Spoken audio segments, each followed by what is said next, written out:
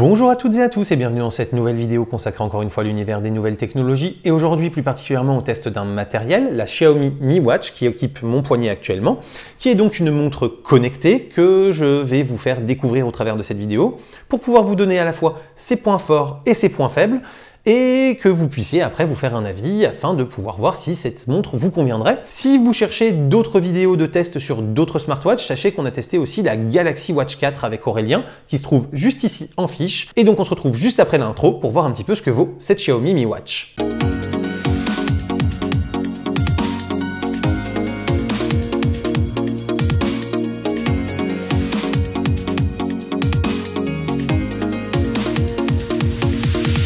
Alors j'ai mes petites notes qui sont juste ici que je vais reprendre pour ne rien oublier, mais déjà on va commencer par son prix, parce que c'est quand même une des montres les moins chères du marché à l'heure actuelle, puisqu'on va la trouver très régulièrement à moins de 100 €. Et donc ça va permettre de la rendre très accessible à ceux qui voudraient une smartwatch sans se ruiner. En termes d'autonomie, j'ai fait deux tests avec. J'ai fait un premier test en ayant l'écran qui ne soit pas en Always On, donc avec simplement du tracking de mon activité physique, donc mon tracking cardiaque H24, mon tracking de sommeil sur toutes les nuits, et puis après du tracking de ski, de natation et de ma marche au quotidien, avec en gros, on va dire, pour le ski, il y avait une semaine à la montagne où il y avait quand même plusieurs heures de ski par jour, et pour la natation, on est à 1 à 2 heures par semaine selon les fois, donc on a quand même un tracking assez régulier. Et donc en gardant l'écran éteint et donc en utilisant après les boutons pour la réveiller quand j'ai besoin de l'utiliser et de la regarder, je me retrouve à un peu plus de 20 jours d'autonomie puisque au 20e jour pile, il me restait encore 4% d'autonomie, donc je pense que je pouvais tenir 20 jours et demi, 21 jours. Donc on est sur une autonomie qui est particulièrement excellente puisque ça veut dire que avec toutes les notifications en plus qui sont relayées par le smartphone, etc., le réveil le matin et tout ça, et ben vous allez pouvoir tenir quasiment 3 semaines sur une seule charge. Et la charge durant environ 1h20, 1h30 quand la batterie est complètement déchargée, et ben on est sur quelque chose de vraiment très facile d'usage puisque vous n'allez pas être obligé de penser à la recharger tous les matins ou tous les soirs et de vous retrouver régulièrement sans batterie si vous avez oublié. Et ça, c'était vraiment le point important pour moi pour passer sur une smartwatch, c'était d'avoir une autonomie importante parce que recharger mon téléphone tous les jours, c'est pas grave dans le sens où je peux le brancher assez facilement tout en continuant de l'utiliser. Sur une montre, c'est quelque chose que vous ne pouvez pas utiliser quand elle est branchée puisque le chargeur, c'est un petit chargeur rond sur lequel vous plaquez la montre, donc il faut la retirer pour la charger. Et donc ça veut dire que il faut vraiment avoir ce réflexe d'y penser. Là où avec le téléphone, j'ai le chargeur au bureau, j'ai le chargeur dans ma chambre, j'ai le chargeur ici dans le salon. Enfin, j'ai des chargeurs un peu partout. C'est très facile de le connecter tout en continuant de l'utiliser. Et puis après, avec des batteries externes, des choses comme ça, c'est aussi assez facile, même quand vous en avez besoin, de continuer de l'utiliser. Avec exactement le même type d'usage, c'est-à-dire les notifications, le réveil, le tracking du sport et le tracking cardiaque et de sommeil H24, je me suis retrouvé avec l'écran en Always On à 10 jours d'autonomie à peu près, ce qui reste encore extrêmement raisonnable puisque ça veut dire que vous pouvez vous contenter, en ayant l'écran toujours allumé pour au moins voir l'heure, les pas et puis la date, d'une charge par semaine sans aucun problème. Même si vous êtes un peu sportif et que vous traquez plus que moi, franchement, elle vous tiendra largement la semaine. Donc c'est quand même une très belle prouesse par rapport à des montres Apple ou Samsung qui ont du mal à franchir les 24 heures dans ce genre de conditions. En termes d'usage, elle est très facile à utiliser. Le menu est vraiment très clair. Les icônes sont bien pensées. On voit très bien à quoi ça correspond. Elle est ultra confortable. Elle est très légère, donc on la sent vraiment pas au poignet. Et elle s'adapte très bien, c'est-à-dire que ce petit bracelet là en silicone comme ça, franchement il est vraiment bien, même sur la partie hausse là du poignet, il appuie pas, il gêne pas, etc. Donc franchement, on est sur quelque chose de confortable. Les capteurs qui sont sous la montre ne font pas mal au niveau de la peau. Et alors j'avais déjà un bracelet à demeure avant la montre, donc je sais pas si ça joue, mais en tout cas, j'ai pas eu de sensation de gêne ou de temps d'adaptation nécessaire avant qu'elle ne me gêne plus. Par contre, pour l'instant, je suis encore dépendant de la montre ce qui fait que j'ai deux montres. Voilà, parce que j'arrive pas encore à faire la transition dans le sens où, comme je l'utilise pas en écran Always On parce que ça me saoule qu'il y ait un truc qui puisse m'attirer l'œil avec de la lumière, eh bien j'ai toujours besoin d'avoir une vraie montre pour regarder l'heure en un coup d'œil, puisque là, soit vous avez le truc qui fait que quand vous la bougez, elle s'allume, mais honnêtement, il y a plein de déclenchements intempestifs et donc, comme je vous le disais, ça m'attire l'œil, ça me déconcentre. Pour moi, ça ne me correspond pas. Soit vous désactivez cette fonction-là et vous êtes obligé d'appuyer sur un bouton pour voir l'heure ou la date. Et donc c'est très chiant là où vous avez juste à tourner le poignet normalement sans quelque chose qui vous attire l'œil en termes de lumière avec une montre normale. Pour ça que pour l'instant, j'ai pas encore fait la transition totale et que je n'ai pas que la montre connectée au poignet. Le tracking cardiaque est de qualité, le capteur SpO2 a l'air de bien fonctionner puisque quand je fais vraiment beaucoup d'efforts et que je tire un petit peu, je vois bien l'oxygénation du sang qui descend légèrement quand même. Donc ça a l'air d'être plutôt bien calibré et bien fonctionnel. La surveillance du sommeil fonctionne aussi très bien. Et vous avez également un capteur barométrique qui vous donne l'altitude et qui vous donne aussi les prévisions météo. Alors ça, après, je ne sais pas jusqu'à quel degré ça a nécessité de se connecter à l'application pour pouvoir recevoir des données de météo aussi. Mais en tout cas, le fait est que ça fonctionne plutôt bien et que les données, en tout cas altimétriques liées au baromètre, sont plutôt très bonnes. Et que quand je m'amusais à faire le yo-yo en ski sur les pistes, ça traquait très bien mes remontées, mes descentes et donc mes dénivelés positives et négatives. Au niveau du GPS, elle a une puce GPS indépendante, ce qui fait que quand vous faites un tracking de course à pied ou de choses comme ça, par exemple, pour avoir tout votre tracé, elle est totalement indépendante et elle est ultra précise. Elle a en plus du GPS, du GLONASS, du Beidou et du Galileo, donc elle a vraiment tout ce qu'il faut pour bien se situer et être positionnée de manière extrêmement précise et extrêmement rapide. Et franchement, ça fonctionne très bien. Il n'y a pas de souci à ce niveau-là. En termes de qualité d'écran, on est sur de l'écran OLED, ce qui fait qu'on a le Always On qui consomme assez peu puisqu'on a que les parties où on voit les aiguilles et le cadran qui consomment de l'énergie. Donc ça, c'est quand même pas mal. C'est ce qui contribue aussi à son autonomie. Et en termes de luminosité, en luminosité automatique, j'ai pas vraiment de soucis. On va y revenir simplement dans les points négatifs. Il y a un moment où la luminosité automatique n'est pas forcément efficiente. Et surtout, en luminosité automatique, j'ai aucun problème pour la lire dans toutes les conditions, y compris en plein soleil. C'est-à-dire que la luminosité est largement suffisante pour que même par un jour très ensoleillé, quand j'étais à la montagne par exemple, avec en plus de la neige, les lunettes qui filtraient un peu, elle restait totalement lisible. Aucun souci à ce niveau-là non plus. L'étanchéité est très bonne, en tout cas jusqu'à maintenant, puisqu'elle s'est bouffée plusieurs... là, on doit pas être loin d'une dizaine d'heures de piscine maintenant, où en plus je manipule les boutons dans l'eau pour voir où j'en suis, etc. quand l'écran s'éteint.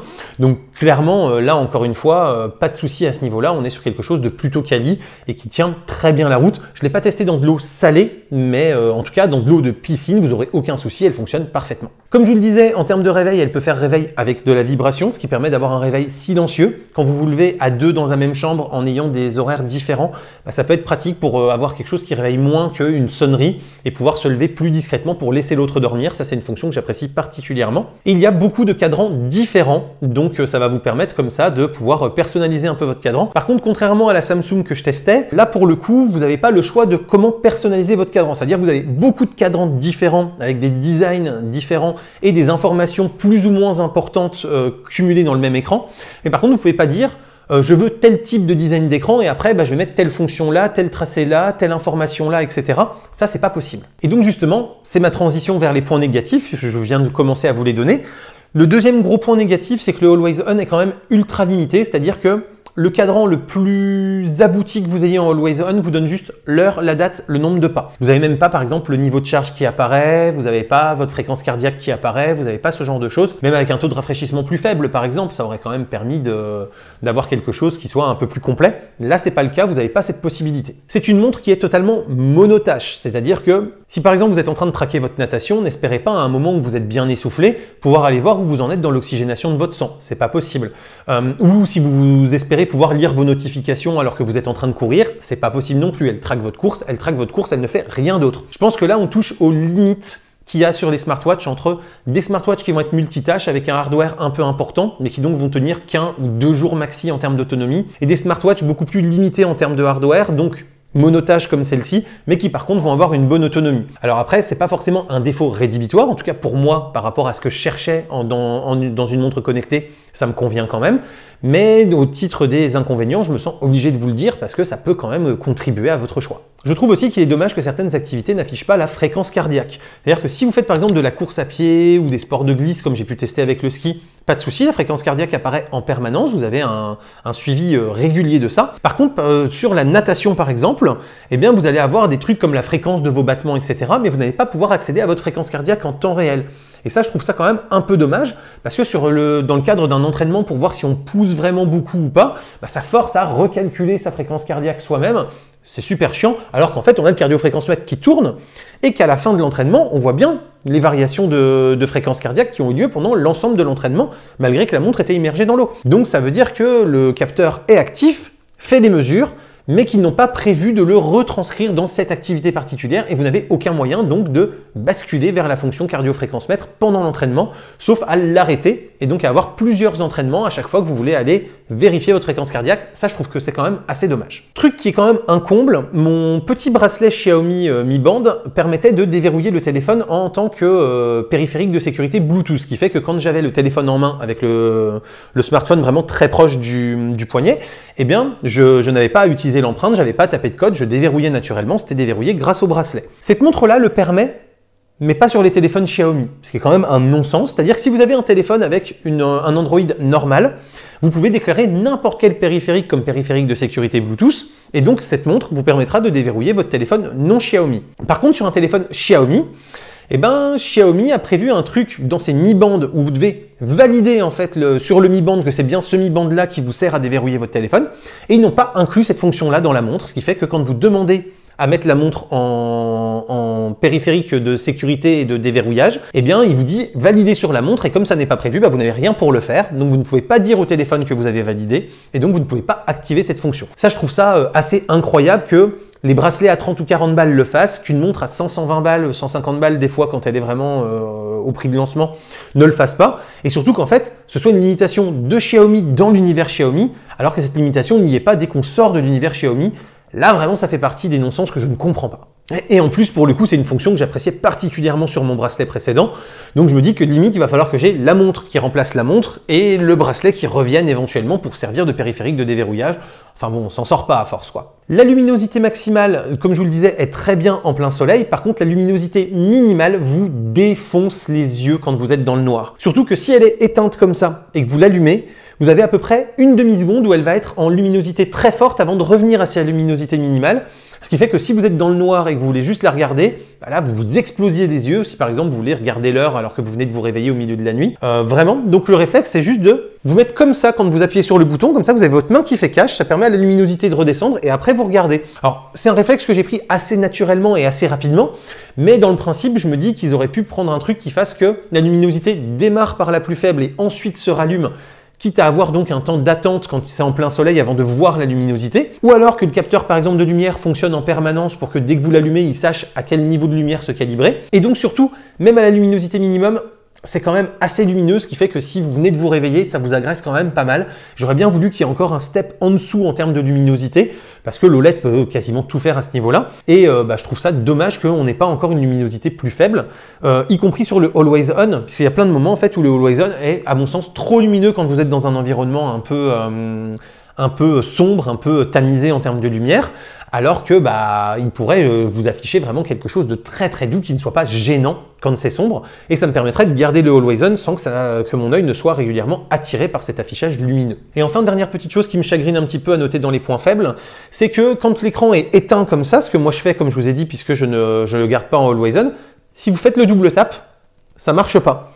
Alors que quand vous êtes en Always On, vous avez l'écran qui est avec l'affichage limité du Always On, et quand vous faites le double tap, il vous affiche bien l'écran principal de la montre. Donc ça c'est pareil, c'est assez dommage, parce que ce serait quand même beaucoup plus pratique de pouvoir faire un double tap comme ça dessus, qu'avec la main gauche, d'aller chercher les boutons qui sont ici, puisque là moi je la porte à droite. Alors effectivement vous allez me dire, si vous la portez en tant que droitier normal, donc avec la montre à gauche, vous avez naturellement les doigts qui viennent facilement sur les boutons de la montre.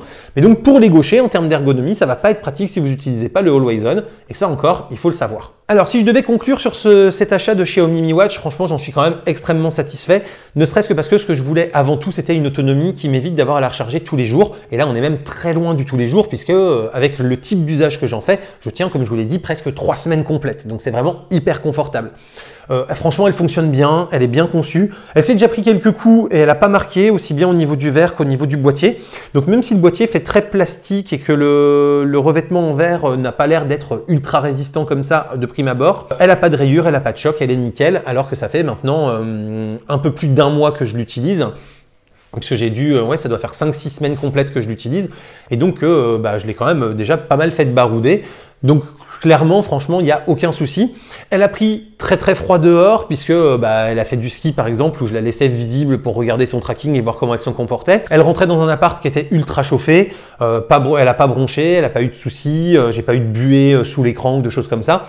Enfin vraiment on sent que voilà pareil l'étanchéité est bonne y compris sur ce genre de gros changements de température. Je prends ma douche avec, donc elle se prend de l'eau chaude régulièrement qui pourrait un peu dilater les joints, des choses comme ça. Aucun souci non plus. Bref, vraiment très content de mon achat globalement.